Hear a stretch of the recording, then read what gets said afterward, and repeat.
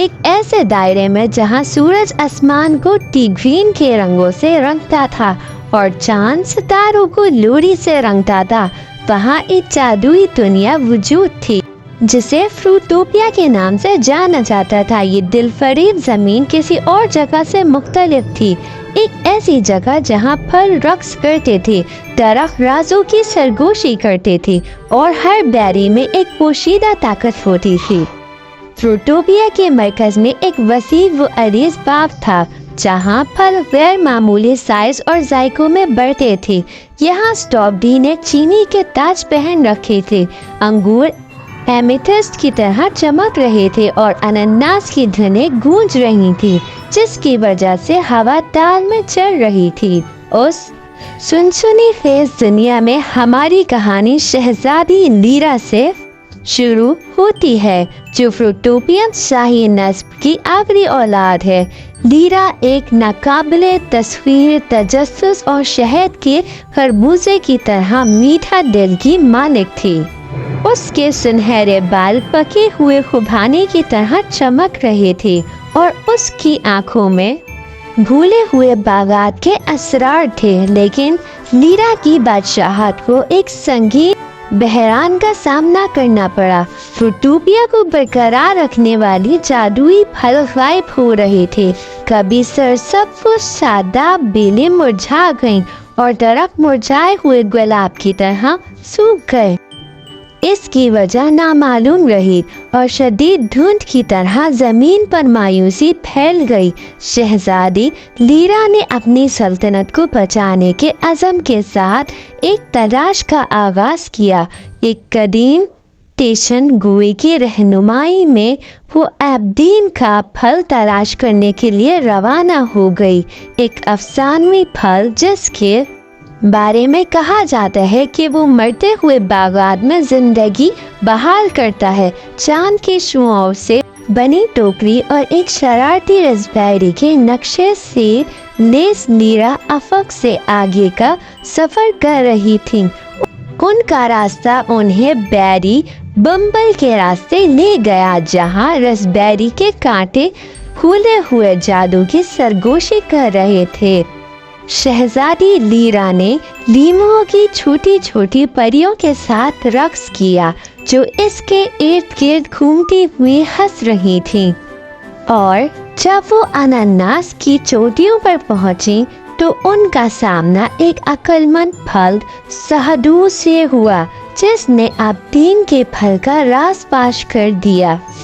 फल मैंगो मीसा के ऊपर है, साधु ने कहा। उसकी आवाज पत्तों में जंग आलूद हवा की तरह थी।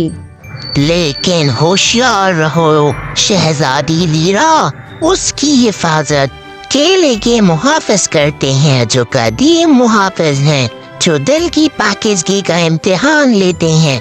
लीरा बेखौफ होकर मैंगो मीसा पर चढ़ गई।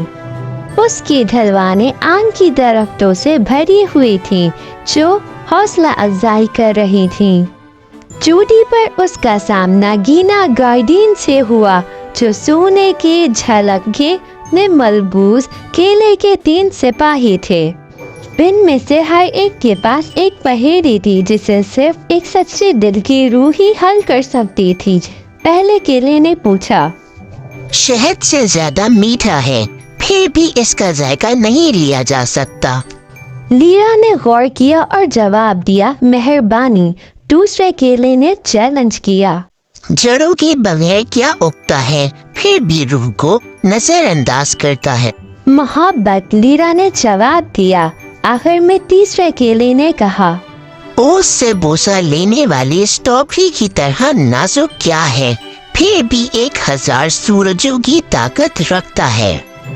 उम्मीद है, लीरा ने सरगोशी में कहा। उसकी दनाई से मुतासिर होकर केले के मुहाफिज एक तरफ हट गए और अब्दीन के दरख्त को जाहिर किया। उसकी शाखों में एक ही फल था, एक चमकदार औरब जो जिंदगी से भरा हुआ था।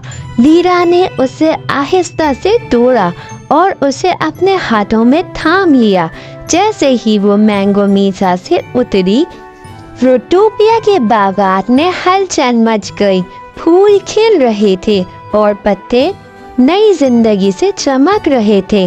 عابدیت کے پھل نے اپنا جادو چلایا تھا اور زمین خوش ہو گئی تھی۔ شہزادی لیرا اپنی بادشاہی میں واپس آ گئی اور اس پھل کو بیمز کے باغات کے مرکز میں رکھ دیا۔ درختوں نے شکر گزاری کی دھنیں گائیں اور پھل نئے خوش و خرم سے جگمگا اٹھے۔